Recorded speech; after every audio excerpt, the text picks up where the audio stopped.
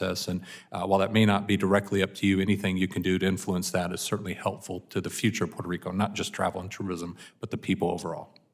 Thank you. Thank you, Chair.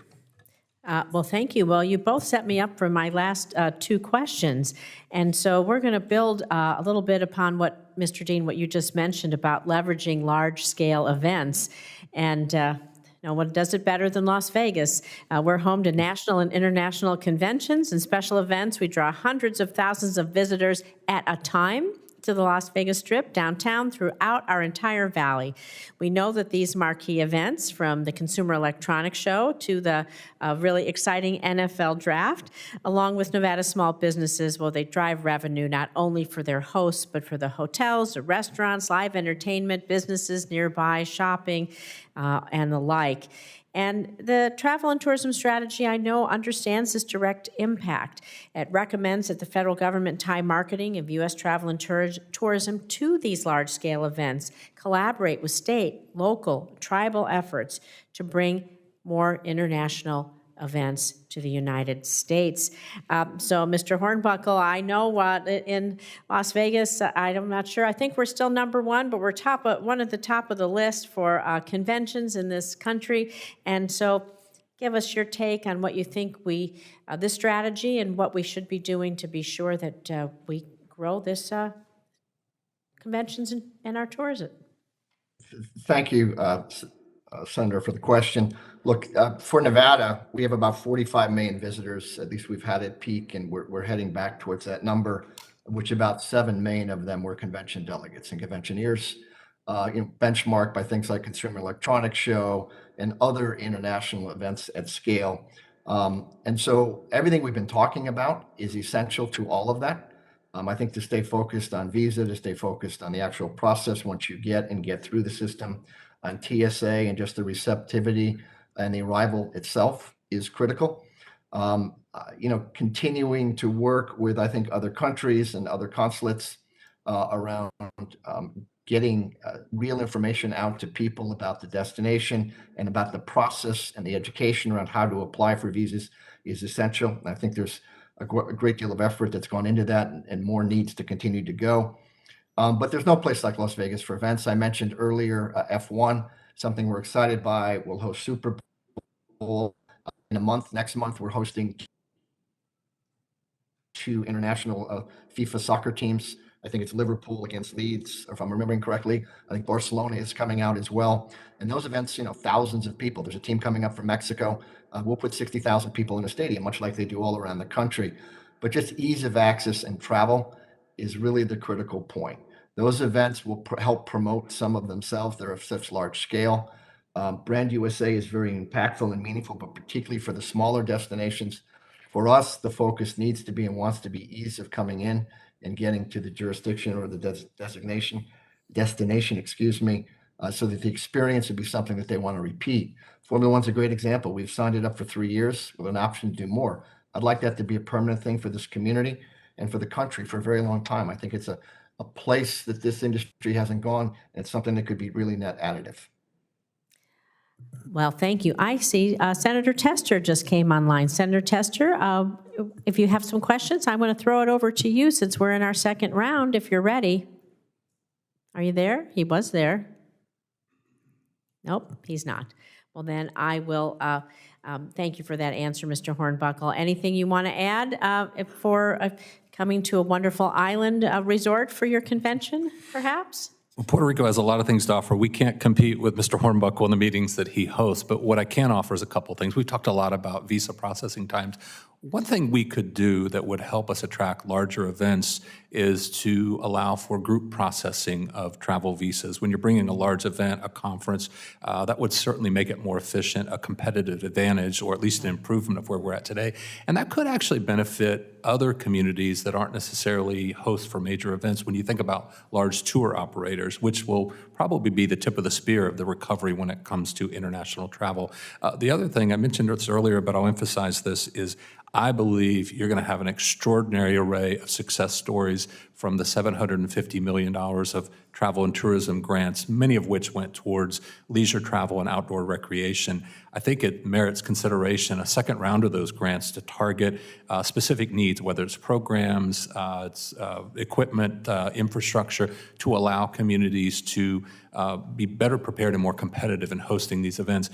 When you think about it, just a few weeks ago, the island of Puerto Rico hosted a sustainability summit hosted by the World Travel and Tourism Council. Extraordinary to think that they could have gone anywhere in the world and they ended up in Puerto Rico. Thankfully, we have a large technologically advanced convention center. So communities that don't have those advantages might not be able to compete. So those are two things that we could certainly do to help that.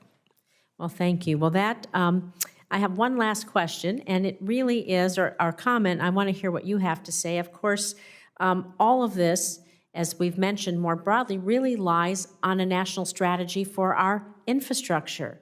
If we don't have ports and roads and bridges and trains, airports, all of those things, then people can't travel efficiently and effectively and go to see so many of the beautiful destinations that we have. And I would say on the base of a lot of that really is broadband and our investment in broadband. And the bipartisan infrastructure law, which I was proud to help write and pass, it does include provisions I helped draft that make significant broadband investments in rural and underserved communities, something that I know are going to be critical for leveling the playing field for travel as people come to our large destination and then may want to venture out to see some other beautiful things in the state of Florida. They might go to Miami and then go down to maybe the Florida Keys, right? Do I have that right? And in Nevada, they may visit, if they're in Las Vegas, our beautiful Red Rock Canyon, just a few minutes off the Las Vegas Strip.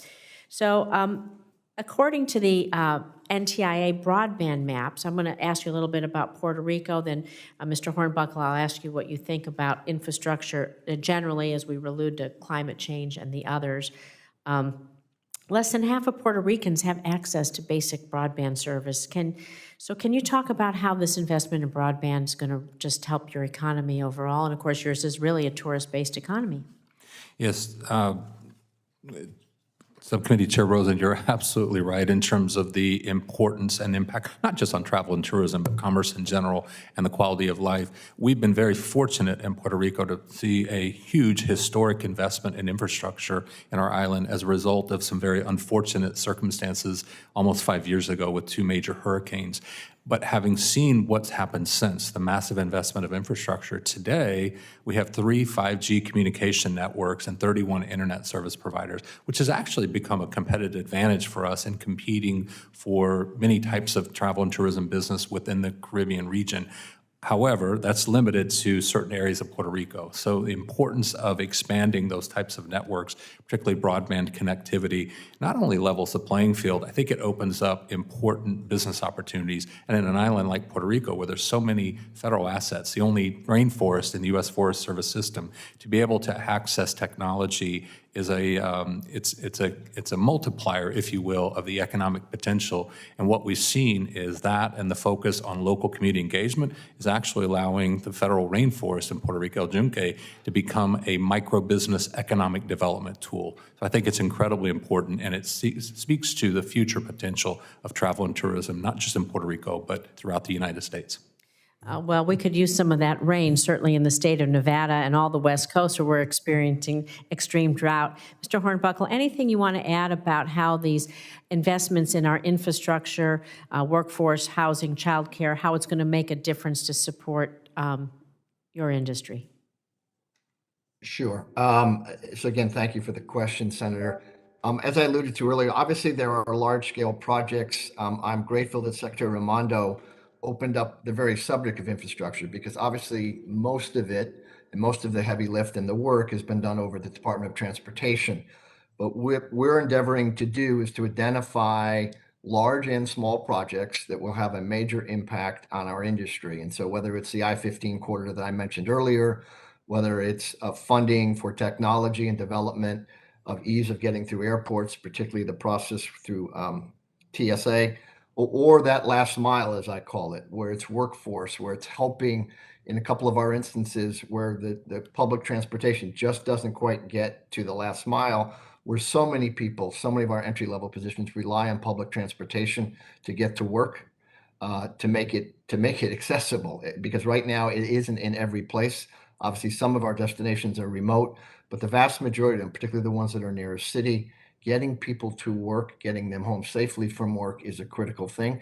And candidly, it's become a deterrent in some instances where we can't get people to take a job to begin with because that transportation is a substantive issue for them. So it's broad stroke, it's broad based. What we've committed to is to focus it and then ultimately try to push it.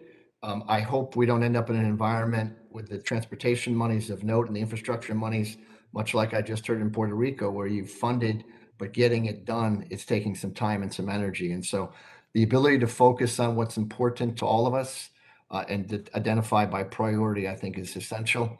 And ultimately to help with that last mile for workforce management and getting people in and home safely from work is critical to just basic employment. Well, thank you. I want to thank both of you. The enthusiasm for what you do for your communities, for travel and tourism, it's really infectious. And there's just so much excitement, the ability to renew and to grow and innovate. And I do believe that this is the government-private public-private partnership that will build communities, large and small, across this nation. Just like Senator Sullivan alluded to, this is the place that every state, it matters, and everyone's behind it. And I think that we can hopefully get our tour bus passed and get someone who wakes up every day, and this is what they're focused on. So thank you again for being here. The reason our committee is named Tourism, Trade, and Export Promotion is because when people come here, they see who we are. It promotes us all around the world, and we just want to continue to do that. So appreciate your time.